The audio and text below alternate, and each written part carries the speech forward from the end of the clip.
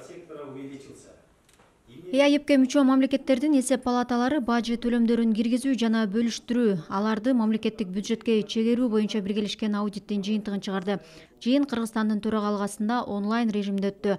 Отурумда белгиленгендей 2021 жылы ЭАЭПке мүчө мамлекеттердин бюджеттерине ташып келүү бажы алымдарынын суммасынын түшүүсү 13,5 миллиард долларды түздү.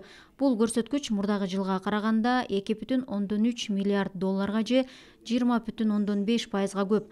Анын ичинен Армения 31%, Беларусь 3,3%, Казакстан 20%, Орусия 20,5%га өскөн. Ал эми кирешелердин эң көп өсүшү 98% менен Кыргызстандын бюджетине түшкөн.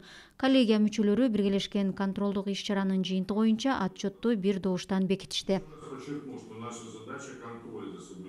Буюрса конструктивный сөздөр болду, анча-мынча ушу Казакстандын тарабынан бир аз сунуштар болду. Ал сунуштарды болсо ушул ЭСтин жетекчиси өйдөгү эшелондо карамай болду. Ал дагы суроо чечилет болуш керек деп ойлойбуз.